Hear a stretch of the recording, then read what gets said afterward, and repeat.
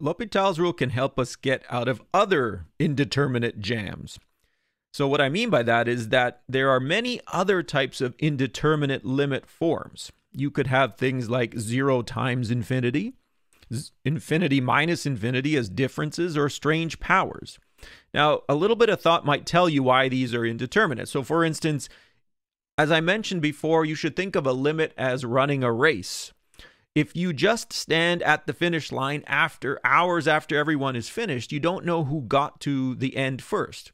And in the situation of 0 times infinity, well, you learn from school that 0 times any number is 0, or any infinite value, anything infinite will multiply by a number and just become infinite. But all of those things are not precise.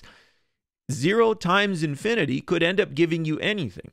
What's important is not their final values individually, but who gets to the final destination first. L'Hopital's rule will allow you to deal with these. And the magic here is that you need to convert them into either a 0 over 0 or an infinity over infinity form, and then apply L'Hopital's rule.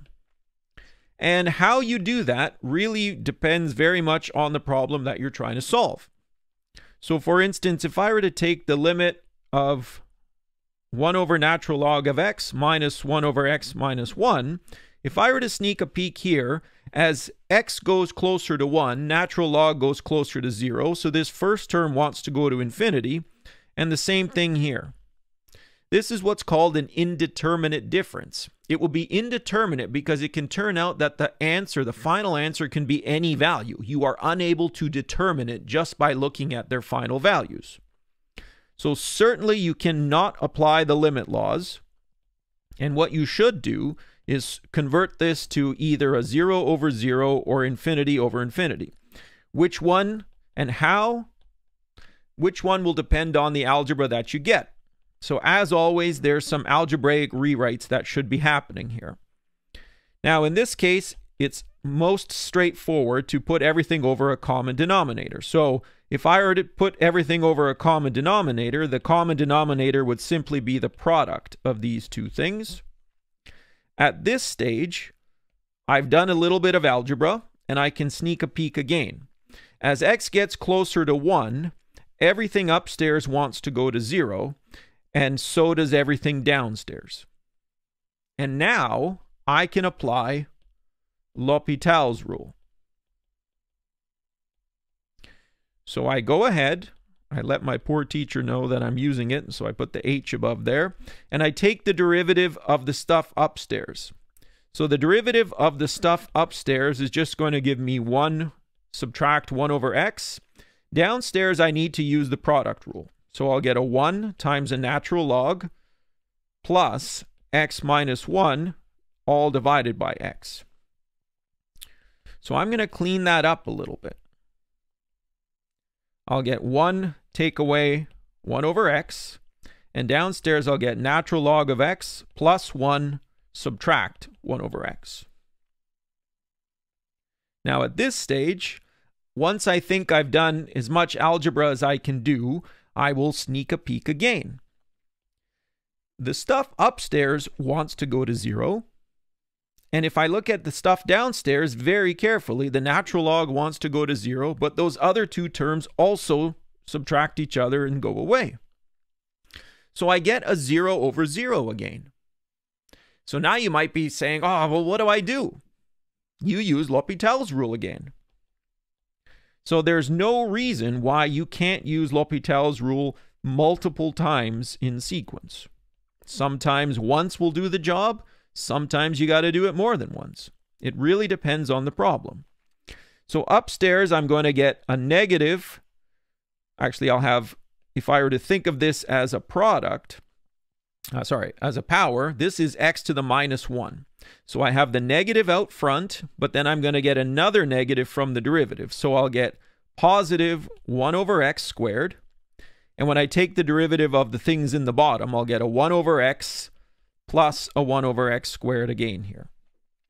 And so at this point, everything is a little bit more straightforward to use. If I have this, I can see that nowhere will I end up with a problem. I can apply the limit laws, and this will end up giving me a 1 divided by 2. So it will turn out that this limit exists, and it's straightforward to do. So regardless of how complicated it looks, and regardless of that indeterminacy, if you get a strange difference, the goal is to rewrite it in a form where L'Hopital's rule can apply, and then you simply apply the rule several times. Other things that are really useful are situations like this. So for instance, if I've got the limit as x goes to infinity of e to the x times x squared, if I were to sneak a peek here, the e to the x term wants to go to 0 as I go very far to the left, but when I square a negative, I get a big positive. So this is an indeterminate product. I don't know where this is going to end up. It might be the case that the e to the x grows or dies really quickly, and much more quickly than the x squared gets a chance to get big, or vice versa, or they might approach where they're going at a similar rate. So I'm going to have to rewrite this once again as either a 0 over 0 or infinity over infinity. Now this is a product. In order for me to write it as one of those two quotients, I have to think, how can I turn a product into a quotient? And the answer is that it's very straightforward. You have one of two choices. You can either write this as e to the x divided by x to the minus 2, or the other way around, x squared divided by e to the minus x. Which one should I pick? Okay, this requires a little bit of thinking ahead. So if I were to sneak a peek in this situation, in the first one here, when x gets really large and negative, I'm going to see a 0. And remember that this is like 1 over x squared. So when x gets really big, the denominator there gets really big, and the whole thing downstairs goes to 0. Now in the other situation, I'll have an infinity upstairs. E to the negative infinity is like, again, 1 over e to the x. When this thing in the bottom, this wants to go to 0, so the whole mess here will go to infinity. Both of these forms are valid, but which one should I use? And this is where you should think ahead. I'm likely going to use L'Hopital's rule. And L'Hopital's rule says you're going to have to take some derivatives. So if I were to focus on this first one, if I were to take the derivative of the stuff upstairs, I just get e to the x. But if I were to take the derivative of the stuff downstairs, I would get negative 2x to the negative 3. And so this will end up in that situation where I will now have something that if I continued to use L'Hopital's rule, I would just continue to see 0 over 0 here. And the more I use it, I will always see 0 over 0.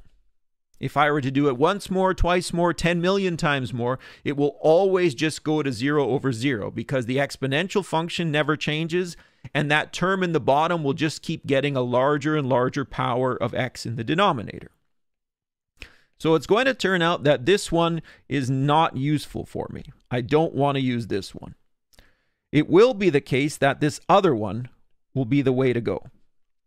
And so if I take the derivative, if I use L'Hopital's rule, upstairs I'll get 2 to the x, subtract e to the negative x. But you said it's going to work out. Yes, I did. So upstairs, if I were to sneak a peek, I'd see infinity, and same thing with downstairs. Remember that this is 1 over e to the x, so I'd see an infinity again. It looks like it's just going in circles. Yeah, got to be patient. Because now the function upstairs will get differentiated down to a constant. And that's the key here. Eventually, powers of x, where the powers are positive, will just go away. Sorry, I keep writing the same thing down. Upstairs, I'll just get a 2. Now downstairs, I'll get another negative from the derivative, and it's going to apply with this negative. So I'll get 2 times e to the negative x. Now if I just do a little algebra rewrite, this will be 2 e to the x. And when x gets really big and negative, e to the x goes to the left, this thing goes to 0. So this was the result that I was looking for.